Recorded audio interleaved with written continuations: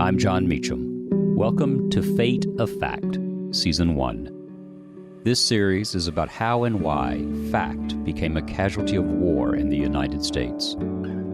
Please listen and follow Fate of Fact, a presentation of Shining City Audio, a John Meacham and C13 original studio. Available now for free on Odyssey, Apple Podcasts, or wherever you get your podcasts. .com. Do I dare ask you to call your next witness? Looking for some legal advice? I'd like an answer to the question, Judge. It's time for I'm afforded the right to speak in my own defense, sir. Ask an Attorney. Order. Your Honor, I'd like to ask for a recess. Order. On the Greg Hill Show. Order. Knock it off. Sit down. Baby did a bad, bad thing. Baby did a bad, bad thing. Baby did a bad. Larry, the lawyer, is here, as he is every other week, and he will now answer all of your legal questions for free. I just want to start with this one because we were talking about Lori Loughlin, and a 978 texter is wondering if the actress Lori Loughlin and her husband could fire their attorney for bad advice because they didn't take the plea deal and then go out and get a new attorney and get themselves a plea deal. See, now I thought that was going to, and then hire you. and then hire yes, you. they can hire me. That is the answer. Yes. I'm sure they have the money for that. And I will make sure they get a good plea deal. But can they blame it all on their attorney? They can try, but I think when she walks out of that courthouse and into that courthouse with her nose in the air and with a black business suit on and high-fiving people and signing autographs, I'm not sure that she understands that she's done anything wrong. So she blew it. I mean, Felicity Huffman, they showed some pictures of her in her prison jumpsuit. Yes, yesterday. Martha Stewart said she looked schlumpy. Oh, Martha took would a shot know. at her. Yeah. But may I also say, unironically, Felicity Huffman's Jets colors are green and white. She literally is in a Jets uniform in prison. Perfect. There's only one person that saw that and thought that yesterday. But anyway, she really she blew it, Lori Loughlin. I mean, all she had to do was if she listened to the show, Greg, she wouldn't have blown it, right? Yeah, I mean, we told her 2 weeks ago, a federal case is a federal case for a reason. Take your deal, do your 2 weeks in jail, come out and be a new person. This is Mark from Beverly. What's up, Mark? Good morning, Larry. Quick question. Yes. The non-Hodgkin's lymphoma lawsuit against Roundup. Yes. Just wondering, is that a scam or is that worth looking into? I've had 2 cases of lymphoma, and I also use Roundup for years. What is it like? Is it a class action thing, Mark? Is that what it is? It's not a class action. It's some kind of litigation, but you see the commercials all over TV. Oh, okay. Commercials during the day. Yeah, Mark, all of those, just so you know, all of those commercials are ultimately for a class action. They're letting you know you have the right to a potential lawsuit because there's been a connection between this disease and that product. So if you've had that disease and you use that product, you can either hire your own lawyer or you can join the class. What's the better way to go? Hire your own? It really depends on your damages, Greg. Yeah. If you something like this, you may want to hire your own lawyer because you're independent from the class. And do most lawyers take that for free? I mean, for essentially to get the it's the not money for free. Out of It's the a contingency. It's a contingency, yeah, right? But if you don't get paid, the lawyers don't get paid. Typically, your exposure in a case like that would be expert witness fees and court costs. So they could be substantial with cancer cases and tying that to a chemical in use. So it's not totally free, but you don't pay the hourlies. 508 text. My neighbor is trying to get my chickens taken away. They've gone to the Board of Health and sent us 10 separate letters. Can we file for harassment to keep our chickens? If they harassed you, the harassment statute is 3 separate and unique harassing events. So if there's 10 emails and 3 of those emails are of a harassing nature, you could certainly try to get an anti-harassment order from the Superior Court. And yes. That would be a way to stop them. Yes. Okay.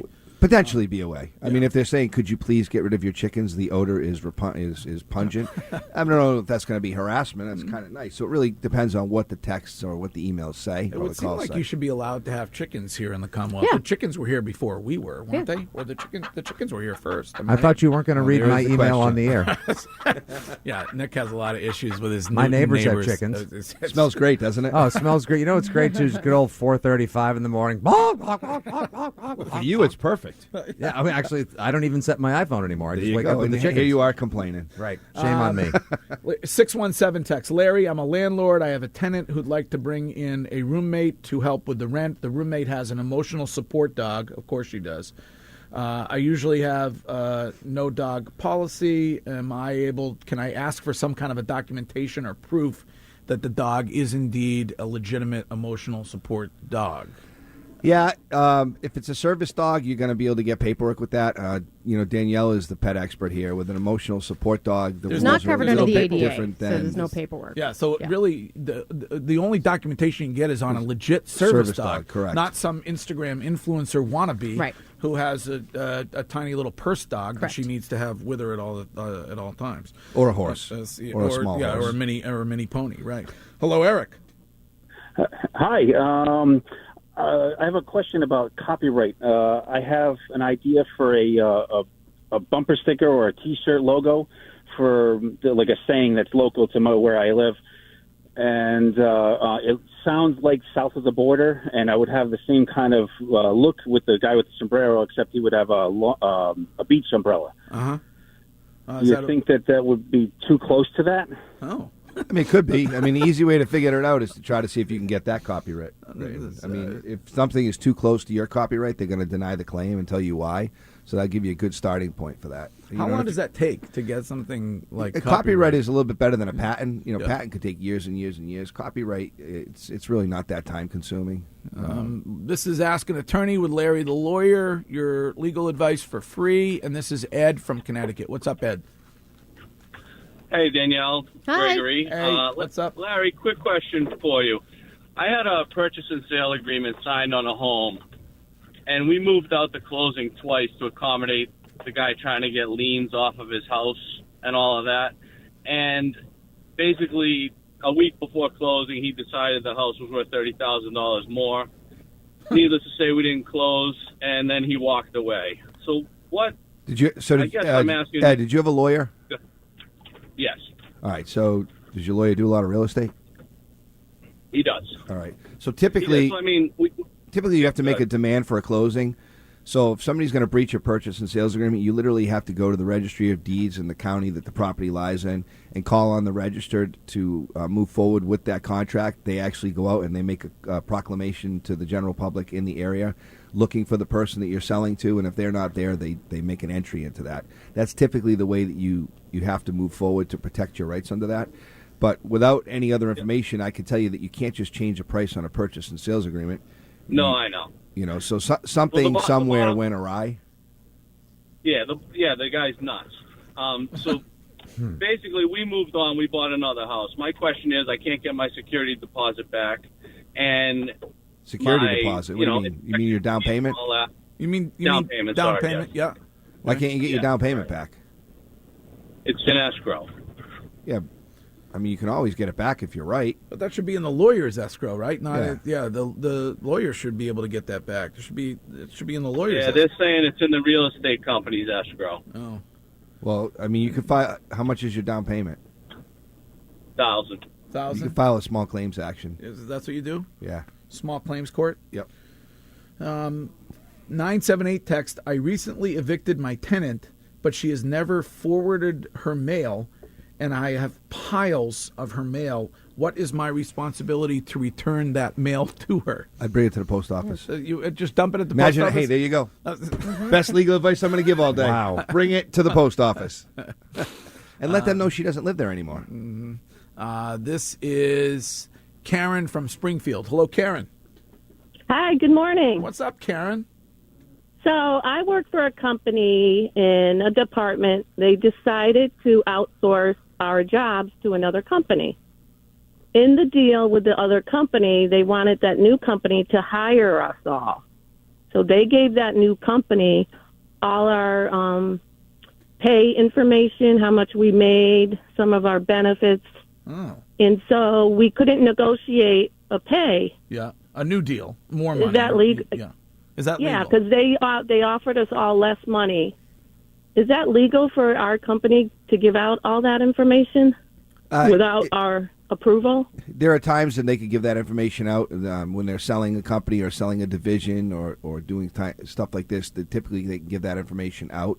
But what they usually can't do is they usually can't say, hey, this employee, Greg Hill, is making $10 an hour. Danielle's making $8 an hour. So they usually can't tell your name and what you're making, but they certainly could say, hey, our salary ranges are A and Right, B. but they didn't do that. They tied it individually. They gave each individual person's salary.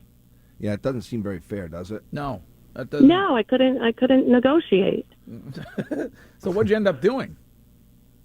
Well, I didn't take the job. I found another job. Happy So ending. I'm just debating if there's any legal action I can take with my former employer. I mean, I think it's going to be a cost-benefit analysis for you. You know, are you making more money, the same money, or less money at your new job?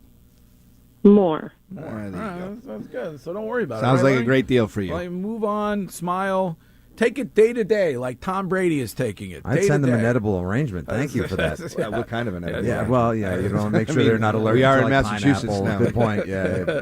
Hello, Elliot.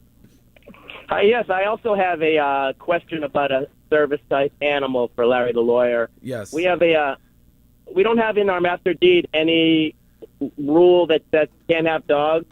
We haven't edited it yet, but we have a prospective tenant who he has 2 letters from Shrink saying she has PTSD and she needs the dog. Can we prevent her, or is that violation? Look, so now that you're on the radio asking this question, no, you cannot do any of that. Now But I'm going to tell you, I would never rent to somebody that's, I don't know. Doesn't seem like the profile I would want as a tenant. So you wouldn't. No, but Of course, you we can't don't have use a any of choice those now. things to, at this point in time. Well, wait a minute. But if she only has letters from a shrink or a couple shrinks saying, Isn't that enough to say run away and yeah, don't bring her But in? I mean, he can deny her if it's just an emotional support animal. Can he deny her? Yeah, if it's not a service dog, it's a different situation. But Yeah. she's got PTSD. If it's diagnosed PTSD, then it's a medical issue, and now all of a sudden you're talking about a whole different level like of discrimination based on the fact that things. she's It's going to be something. And I mean, we already know she's that nuts. is considered a disability, PTSD? Yeah. Is Yeah, it? I mean, It people is? actually can get 100% disability for PTSD. So a lot of soldiers, for example. So this guy's SOL. He has to let this. Well, I didn't say this that. It lunatic- could be a better. It could be a better candidate. But he's got to let this lunatic in with a. I mean, I'm telling you. Listen, with you with cannot use emotional those as support. reasons, but I would not bring her in. There's a 100% chance. Hey, read there's between the lines. There's a Law and Order episode coming up based on this, and it's going to be called 4 Legs to Stand On. You do know he's going to be calling in 6 weeks, 7 weeks. 1,000% this Hey, is going to remember be that? fiction. I called about 8 weeks ago. You said I couldn't, but I should. Debbie. Well, Hey, I didn't. Debbie. Hello. What's up, Debbie? Hi. What's going on? So I have a situation where we hired a contractor, and the contractor stole our down payment and moved to Florida. Yeah. And so what happened was the judge had filed a temporary order saying that he was not allowed to encumber his his property down in Florida, and we were able to get a lien on his property. However, unbeknownst to us, he took out a mortgage. And so now we're the second in line in the chain of ownership. So our lawyer thinks that we can file a contempt charge and leapfrog the mortgage company and become the first lien holder. Do you think that's possible? Well, anything's possible. I think you probably have to do that in Florida if you're going to go after the title and the property. The property is in Florida, so you have an opportunity to do that down there. You potentially, since it's a Massachusetts order, have an opportunity to do that here as well. So, yes. And contempts, for the record, are usually the best way to go because they're a lot quicker than filing a regular lawsuit. The burden is, did they violate a clear and unequivocal court order, and did they intend to do that? So it sounds like all of those things were met. This is Rick from Salem with Larry. I'm going through about to go through a divorce. I have a investment property and a 14-year-old child that my wife is trying to force the sale and get full custody of our son. But he's in my custody now because her boyfriend went after him, so he's not allowed to even go back to that house. And I can't afford a lawyer. I went through Justice Bridge, and they referred me to a lawyer that quoted me one price a few months ago, and then all of a sudden the price went up when I called to retain her. Yeah. So I'm just wondering, short of a lawyer, I know it's not good to represent myself in court. You know what they say, Rick? Yeah. Yeah. And that's where the person who represents themselves has a fool for a client. Yeah. Yes. So what are his options? I mean, look, I will say this, Rick. If she stays with the guy that tried to harm a 14-year-old, then custody is pretty much not in play. You're probably going to end up with some kind of custody, whether it be joint legal or joint physical or sole physical. It sounds like you're in good shape with the custody case. But he's still going to have to sell. He's going to have to sell the investment. Depends if her property. name's on the mortgage. Yeah. If her name is on the mortgage and he can't refinance the mortgage, or there's not enough equity to pay her out, he's going to have to either sell it or refinance it. That's why you always say prenup. You always say prenup. Always. We do always say that. Larry the lawyer is here. 617-779-7937 is the number if you have a question, or you can text it on the text line, which is 37937. Coming up at 9, Torrey Krug of the Boston Bruins will join us. Until that time, we'll get to the rest of your questions, including one about imitation cereal boxes and whether the President of the United States is going to be upset. So we'll get to that. We'll get to that next. Mud at Night, weeknights 6 to 10. Now here's what's trending on WEEI. Break in the savings at $495 Chrysler Jeep Dodge Ram. Ram Power Day is going on fall into a new 2019 Ram Quad Cab. Visit 495ram.com. Well, Tom Brady joined us earlier in the show. Here was part of his answer to Greg's question about speculation on his retirement. I don't, one day I'll wake up and I feel like, okay, that'll be enough. And when that day comes. And I don't know if it'll be after this year. I don't know if it'll be 5 years from now. But I don't have to determine those things right now either. So that's kind of a good part where I'm at. Now, Danielle felt that was convincing enough to say she thinks he's hanging it up at the end of the year. TV right? out. Well, it wasn't that. It was more his general tone and mood, as if he has had it. I think he's just over it. He's over it. He's over the BS. How do you get over being the greatest quarterback in the history of the game? Easy. You move to Greenwich and start over with something else and focus on your brand. And live a country club life? Mm-hmm. I will say he's one of those guys, he would never announce it during the season, his plans, right? He wouldn't want the Jeter Farewell Tour and all that stuff. Gross. The Patriots acquired Mohamed Sanu for a second. They also picked up special teamer Justin Bethel, 3-time Pro Bowler, a long time ago, 2013 to 2015. But he was available, released by the Ravens. Jordan Richards released to make room. 49ers got Emmanuel Sanders, your guy, Fitzy, for a third and a fourth. So would you rather had Sanders for the 3 and 4 or Sanu for the number 2? Sanu for the 2, because a Patriots 2 is basically the rest of the league's third, because they're always picking at the bottom of the round, and 2 years younger, and signed for next year, whereas Sanders is a free agent at the end of the year. So it's a great buy by the Pats. And Sanders has had some injuries this year too, right? A little knee issue. He says his knee is actually still hurting him, so go healthy, go fresh, Sanu. Where were you in 1994, Greg? Oh, you were at AAF. Yes, you know that. Yes, I was. Yes. Adam Oates had 17 points through 9 games that year. Pasternak has tied him with that pace. So he's got the most points before 10 games into a season since Adam Oates in 1994. What a start. And we're the rest of the lines are contributing now when it comes to the offense. And this is a really, really good Bruins team. Correct. Now, they got a Leafs team that was on a back-to-back, so there's always that. But 6-1-2, good start to the year. Took 3 out of 4 points against the Leafs. A 4-2 win last night. And Brett Ritchie and Par Lindholm, the goals that made the difference there in the third. Celtics open up their season tonight in Philly, 7:30 tip.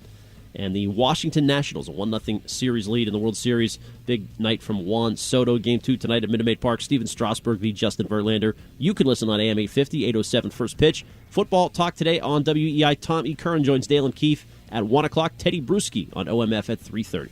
Spectrum is the fastest growing mobile provider in the nation. Like saving money? You could save up to 40%. Reliability? Spectrum delivers the fastest overall speeds and the most reliable mobile service coast to coast. And nationwide 5G is included in every data plan at no extra cost. Don't like added taxes, hidden fees, or contracts? Spectrum doesn't have them. Join the millions choosing Spectrum Mobile. Call, click, or visit a Spectrum store today. Based on a comparison of single-line unlimited data plans, Spectrum Internet required, restrictions apply. We're back with the Greg Hill Show on Boston Sports. Boston Bruins.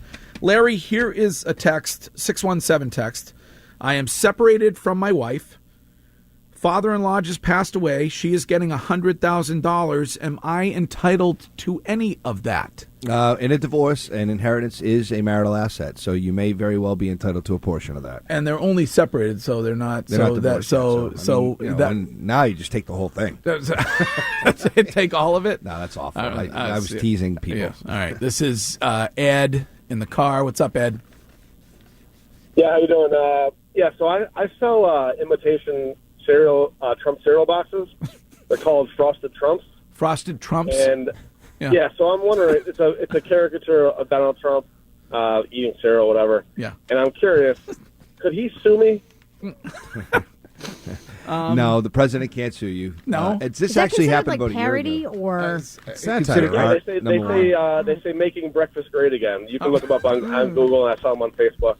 This was out about a year ago. A guy did this with Captain Trump. Captain Same Trump, kind of and concept. it's like as Captain this one. Crunch. Yeah, same thing. Same kind of thing. So parody. It's okay. It's art. Number one. Number two. Public figures like the president of the United States, they don't have any. You can use their image while they're in office. They're our president. Sell away, Ed.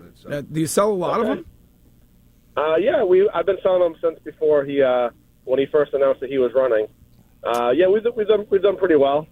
Are they orange? The frosted they're, Trumps?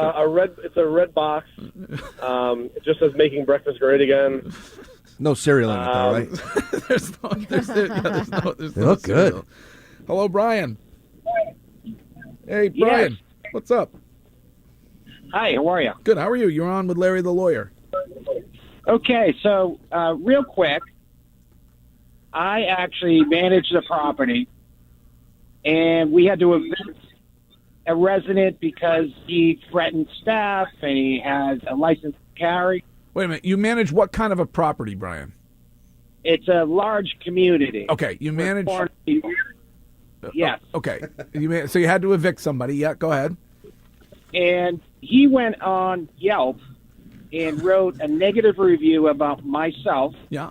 And put my name and the company. Uh-huh. And we did a demand notice to remove it from Yelp. Yeah. And they won't remove it. So I have a negative reputation on Yelp, and I feel as though it's not right. Okay. What you can do typically with Yelp is you can do a response to that negative review. Have you done that yet? Like right online, you can do the response and say, "Hey, this guy is a lunatic." And yeah. Put your story out there as one option. Not that you want to necessarily do that with a lunatic. The thing, in fact, he actually had a gun and everything, so it was really, we had to go to court. So it's nothing that we would want to respond to. Yeah. I mean, can you legally? Can you go to Yelp and try to get Yelp to remove it legally? You can try. They got to look at the ad. What did the guy say? Was it his opinion? Is it free speech? Was he incorrect in anything he said? You got to look at all those things. It's very tough to get any of these big companies. Right now I'm dealing with one with a TripAdvisor and negative reviews that were caused by TripAdvisor, and I can't get them to take the reviews down for a client. You can't even reach somebody if you try to reach somebody at these places. I'm ready to get on an airplane and go over the Atlantic to the headquarters where these people are, so that I can speak to them. Because there's nobody local, even though there's a TripAdvisor here. When you call that number, you're not calling here. And it's the same thing with Yelp. Yeah. So they make it very difficult for a consumer and a lawyer even. It's been 5 days and I haven't successful with that yet. So as a regular consumer, good luck. This is Phil. Phil, you're on Ask an Attorney with Larry the Lawyer. Hey, Larry. How are you? What's up? How you doing, Phil? Hey, good. I'm doing well. So I work for a company. I hit a building, a small part of the building. It's like kind of an awning part. Ripped some wood off of it. You hit it with what? I'm sorry? What did you hit it with? A work truck. Okay. It's at the very top of the work truck. It just nicked it, pulled a little piece off. The guy that was on site that hired my company to be there for the service told me not to worry about it, that he'd take care of it. He had all the materials to fix it. So I let it be.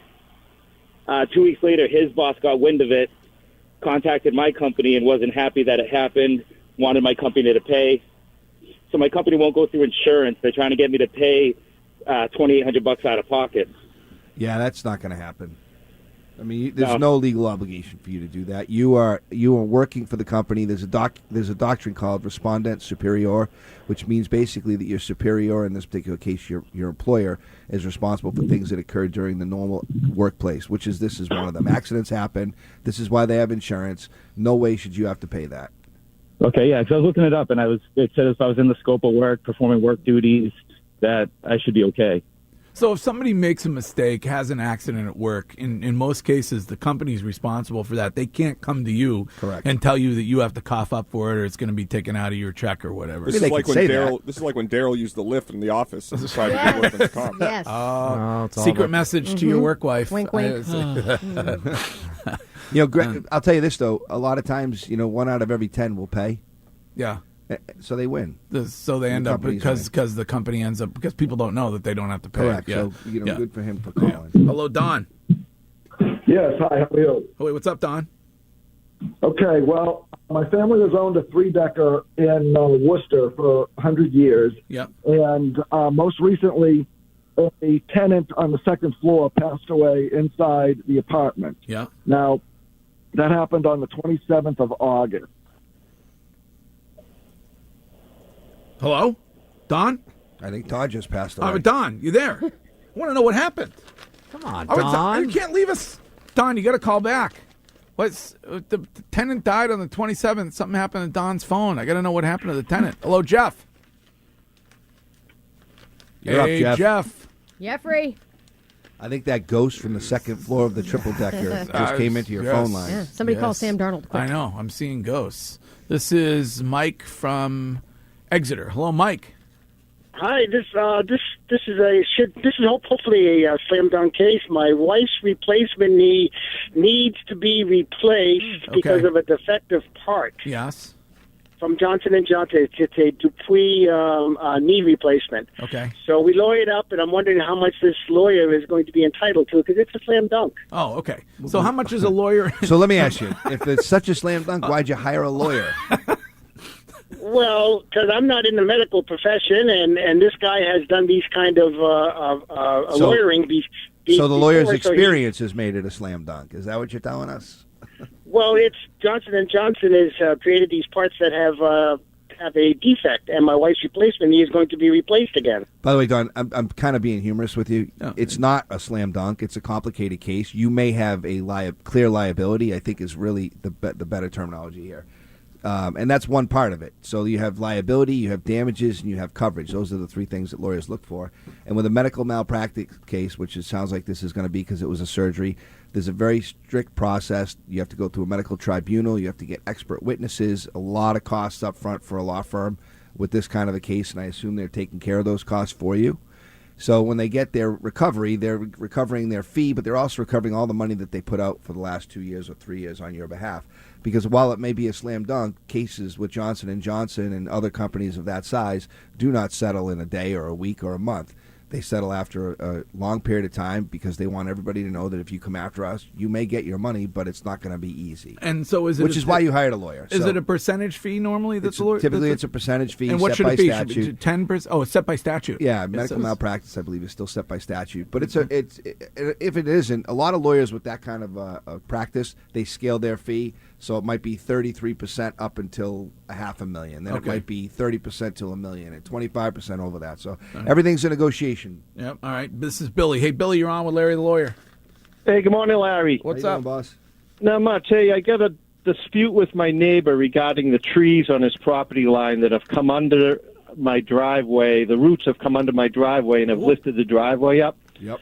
So I've hired a guy to come and do my driveway to, pave it all over, and the neighbor tells me that he's going to sue me because the roots are going to the roots will be killed and the trees will die if the driveway is done over. Well, those roots are trespassing on your property, and you have the right to do what you want to those roots. He's responsible? Yeah, I mean the neighbor, or he or she? We talked. Didn't somebody here have a tree issue with the neighbor's branches were going over their property? Yeah. You own up and you own down. So the tree is on your property. Those roots are your roots. Yeah. So they own the roots. They own the problem with the driveway. All right, go after them for that. But you know what I would say? Tell your neighbor to pay for the driveway because their tree created it. Here's a text from a tenant who got their security deposit back 38 days after leaving. Are they allowed to get triple the security deposit back? Is what they want to know. So I imagine there was a reason that it took 38 days. Maybe there was some damage or some cleaning that needed to take place. So typically, a landlord has the right to go through and make sure that they correct all the issues. All right. This is Louis from Situate. What's up, Louis? Hey, guys. Good morning. Hey. Yeah, so I work for a company, let's call it ABC. Yeah. And I had to order a couple of widgets, let's call them, for one of my customers. Yep. And now my customer cancels the order. Yeah. Am I on the hook per my company for those widgets? They're telling me I am. How much did those widgets cost? Is it an expensive product that you ordered for the customer? It's under $1,000, let's say. Okay. Is he responsible? Did you have Louis? Did you have a contract with this client? No, not necessarily. Not a contract. They sign a purchase order, credit app type thing, and they buy from us. Okay. I mean, look, if they ordered it and it was a part that you purchased for them, they should honor the contract. And a purchase order is a contract? A purchase order can be a contract. Can be yes. a contract. If you have that with some emails and some other correspondence, you have a pretty decent case. Again, because it's under $1,000, go right to small claims court. All right. I think Don is back to tell us what happened when the tenant died. Don, what's up? Yeah, I think the deceased tenant haunted my phone. Yeah. So anyway, here's the deal. I don't know how much of that you caught, but the tenant died inside the apartment. Yeah. The son met with me the next day and said that he would take all of the belongings out. Yeah. Unfortunately, there was no visible sign of where the individual slept. He was basically using both bedrooms to grow marijuana, and it looked like the joint was an episode of Hoarders, so there's so much junk in there. Right. The son took the valuables out, but then basically abandoned the apartment. Okay. He wouldn't respond to my call, so finally I had the detective who investigated the thing call him up, and the son said, "No, I'm done. He's stuck with a lot of junk in the apartment." So your question is, does he have to? I think your phone's bad, but is the son responsible for the cleanup and the payment? Cleanup of the apartment. So the estate is, if there's an estate, and here's some good news, if the estate is filed and there is an estate and she has any kind of assets other than what the son grabbed, the estate's actually on the hook for the rest of the lease term as well. So you can not only have them get the property out, but you can enforce the lease as another option and continue to get your pay. If the property is truly abandoned, you're going to end up with a dumpster and a moving company coming in and throwing it all away. So. At your own expense. Yes. At your own expense. All right. So take a look Yeah. in the county that this person lived in. Do a little search in the registry of probate to see if there's been a will opened up, and then you can file a notice of claim. This is Jeff from Stoughton. What's up, Jeff? Hey there. Good morning, guys. Hey, what's up? So basically, I started a new job and I was in a relationship. At the new job, I was given a vehicle because at the time I was sharing a vehicle that my girlfriend had. Her car died, so we put my car that was given to me by my boss with the bill of sale in my name but the title we put in her name because it was cheaper. Uh-huh. So Well, it wasn't cheaper now, was it? She took the car at the end of the relationship and the bill of sales in my name. Can I go after her for my car back that my boss gave me? You gave it to her. You put the title in her name.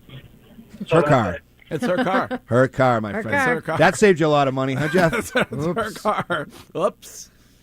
Oops. I mean, Greg, we got to remind everybody out there. yeah. We've done this before. Mhm. Stop putting cars and Right. properties and your girlfriend or your boyfriend's name. Don't do that ever. It's just not Don't smart. Never do that. No, never. No, never I do mean, unless they have more money and they put the down payment down, then go ahead, have at it. Yeah. But for the most part, it just doesn't end well. I mean, this is a reoccurring theme. This is Scott from Weymouth. Hello, Scott. Hey, what's up? Good morning, guys. A really Hello. quick question. What's up? What's up, Larry? How are you, buddy? This is Greg. This is the best segment you've ever had in the show, other than Hill Mail, which we got to bring back. But here we go. Yes. Quick question, and then a comment about a previous caller. In and out in 40 seconds. Okay. Larry, I almost broke my neck about 3.5 years ago on a negligent fence. No joke. I was at the hospital. They're doing CAT scans. They diagnosed it as a severely sprained neck. I was very lucky I didn't get paralyzed due to negligence. I won't get into all the details, but someone told me you only have 3 years to sue. Now, just typical Scott, I dragging my feet and I haven't really done much about it. Is it true that you only have 3 years to file suit? And on a comment to a caller earlier that said he's facing a divorce and he has custody of his 14-year-old son, but he can't afford a lawyer. In the Constitution, we have the right to counsel, correct, Larry, right? No, that's not correct. Only in a criminal case. Only in a criminal case. But what, the poor guy, right? Say he's getting raked over the coals and he can't afford a lawyer. I don't know. That just seems like he should be entitled to counsel. So what you're saying is that the guys that went to law school, paid all that money, go out, have a business, pay employees, pay their rent, we should work for free. So we're going to go back to the we're going to get rid of the Emancipation Proclamation. Larry, are you familiar with the Miranda rights? You have the right to an attorney. Of course I am. I watch TV. TV. Look at Larry. It's called the Constitution, Larry, not television. This is the Constitution. And by the way, it's criminal when you have the ability to be incarcerated, and it's not all criminal. For example, there are certain criminal statutes that you don't have any possibility of jail time. You're not entitled to an attorney. You're not entitled to an attorney. Only entitled to an attorney when you face if you could go to jail. Incarceration, and you cannot afford it. Not if you want to sue somebody for some kind of fake neck injury. No. All right, Scott. Larry, I'm a huge fan of common sense. It just doesn't seem fair. I hope he's still listening. That he should be able to protect his. Well, you know what, Scott? Here's my advice. Why don't you take it upon yourself to do a GoFundMe page for the man? Yes. And let's do something you might constructive be more right than today. perhaps you realize, Larry. Okay, so the 3-year thing. 3 years. It is 3 years. It's Negligence, 3 years. tort claims are 3 years. Contracts, 6 years. Other things 4 years. But in this particular case, you were going to get $50,000 for that, Scott? Well, estimated. I'll go one step further. I actually sent it to, I don't want to name a law firm, but one of the biggest ones in Boston. They sent the guy to my house, took all my information. Yeah. They all about it. And then they kicked it back to me and said they're dropping it. He said, do not think it's not because you don't have a case, but the person we were trying to sue was ignoring them, wouldn't respond. He said the next, Larry will know this lingo, the next step was to file suit, which is very time-consuming and cost. So he said, basically, I'm an idiot for going for the biggest firm in Boston. I should have local. Sounds like you went for the lawyers out of laziest firm in college. Boston. Yeah. All right. Well, it was probably because they were annoyed with your phone calls. Imagine how long Scott could talk to a lawyer. Can we sue him, please? Can you for gag taking order? him? You want a gag order? Some I kind of want gag emotional order on Scott. reparations. All right, Larry. Thank you. It's great to see you. Always a pleasure. Always a lot of fun. Your listeners are the best. All right. If you want to reach out to Larry the lawyer, armyandroach.com is the website, www.armyandroach.com. Boston, Worcester. Danielle, you know my Instagram. I don't know that. So At Army Jr. All right. There you go. That's Larry the lawyer. Coming up next, Torrey Krug of the Boston Bruins will join us. I'm John Meacham. Welcome to Fate of Fact, Season 1. This series is about how and why fact became a casualty of war in the United States. Please listen and follow Fate of Fact, a presentation of Shining City Audio, a John Meacham and C13 original studio. Available now for free on Odyssey, Apple Podcasts, or wherever you get your podcasts.